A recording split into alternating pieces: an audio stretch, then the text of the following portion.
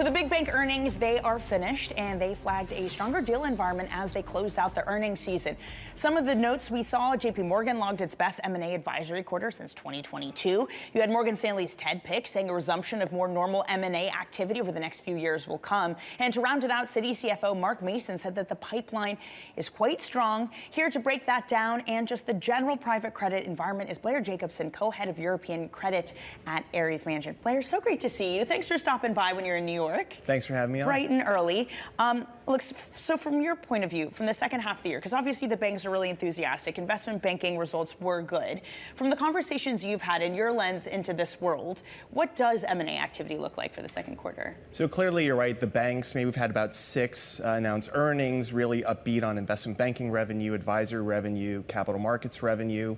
We think that's underpinned by 3 main factors. The first is the macro is good. Compared to where we were a year ago, there was a lot of anxiety. Will inflation come down? Will we have recession? Will rates keep going up? Fast forward to today, the outlook looks much better. Inflation's come down, rates are either on hold or the ECB's reduced rates by 25 basis points, the economy's holding on. So M&A is a confidence barometer and things look good for buyers and sellers. The second factor that we're seeing is capital markets have reopened. Since 2022, there was a lull in the capital markets, but 2024 will be looked at the year when they have reopened, first in the US, now in Europe. Loans and bonds are being syndicated by investment banks, CLOs are being formed to acquire those, and all of that underpins transaction activity. And the third major factor is what we call the overhang. There are $3 trillion of assets held by private equity firms that need to be sold. It's been delayed by COVID, and frankly, LPs are still asking for their money back. They're asking for DPI. And there's also about $1 trillion of capital that needs to be invested within a time frame into LBOs. So when you add up those 3 factors, we think the outlook for M&A looks pretty good for the rest of the year. And I mean, you mentioned the rate environment. This I'm interested in because the cuts that we have seen, it's sort of this stop-start sort of thing where the ECB cuts 25 basis points and then they just wait it out. We're still waiting for Fed cuts. What difference does that make for your world? Because at the moment, this is a public bond market that's really gearing up for Fed cuts. Has it done enough to awaken the animal spirits in private credit? So let's take a look at where we are. Rates started going up in the UK at the end of 21. The Fed moved in early 22. The ECB in the summer of 22. Fast forward 2 years, actually the ECB, as you said, cut first by 25 basis points. However, the rest of the central banks are on pause. We view the ECB's cut as largely symbolic. It hasn't had any real impact yet. But what they're saying is inflation has come down from 10% to 2%.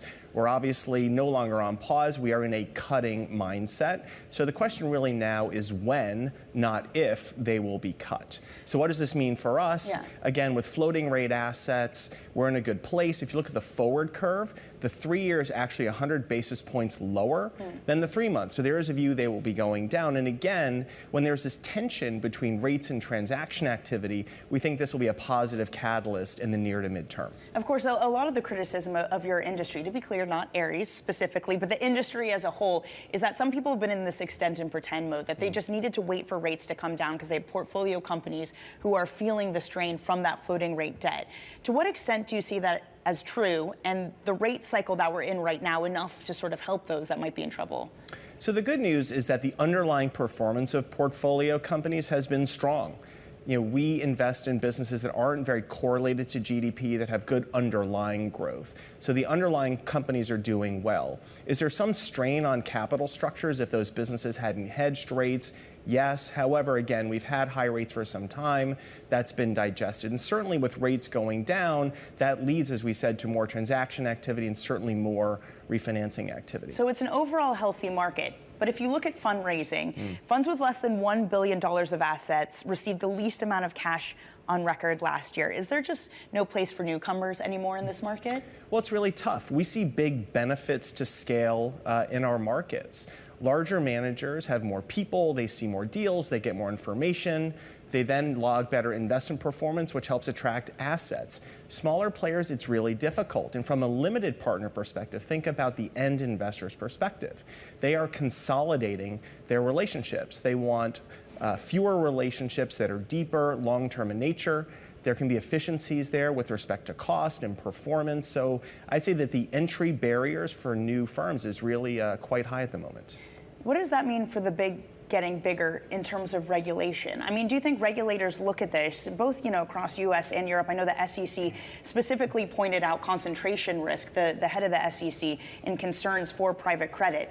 But do you think there gets to be like a big to fail sort of flavor that worries regulators? So we're always mindful of regulation. And for example, we've been regulated for a very long time by the Securities and Exchange Commission here in the US, by the FCA in the UK, and across Europe. So this is not new information. And the drum's starting to beat a little bit louder.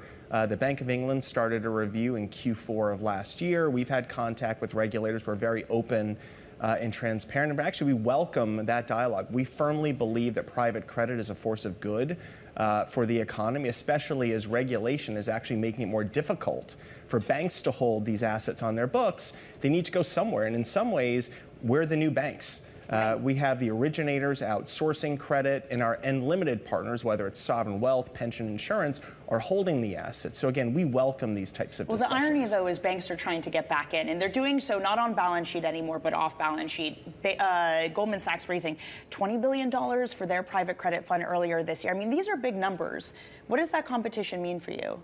So I think that more elevated banks, and by that, first I'll talk about commercial banks, view partnering with firms like us as the way forward. Again, they don't want to necessarily hold the individual loans on their balance sheets. They would like to maybe source those loans, partner with groups like Ares, finance our funds, for example, or engage in SRT-type transactions to get those assets off their books. Banks that have been raising capital, usually it comes from either institutional clients or retail clients. There are actually very few banks that we think can do that successfully. And when you're dealing with such a large market, we don't think it really moves the needle very much. But we have to talk about politics because it's the only thing dominating this news cycle right now. Your favorite, I know. Well, you sit in London, and I mean, the UK oddly has become maybe the most sort of non-volatile place. But we learned that politics is volatile right now after the European parliamentary election. Is there a sense that your portfolio companies, and sort of more broadly, that this is an environment where people are putting off investment decisions because of the political volatility? So let's talk about where we are. This network has reported many times that this is the biggest election year that we'll see in our lifetimes. Half the adults in the world will be voting. And July was a very, very big month, both in the UK and in France. In particular in the UK, where I live, the result was expected. We had a conservative government for 14 years. Now it's Labour's turn. They do have a majority. Even though voter turnout was weak and Labour only has 35% of the vote, they still have a mandate.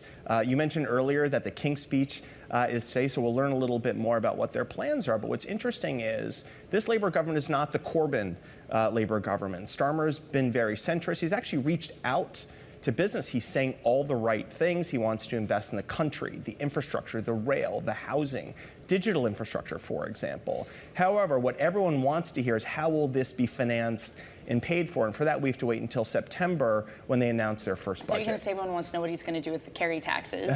Well, that's also quite topical as well. Yes, it definitely is. Are you concerned?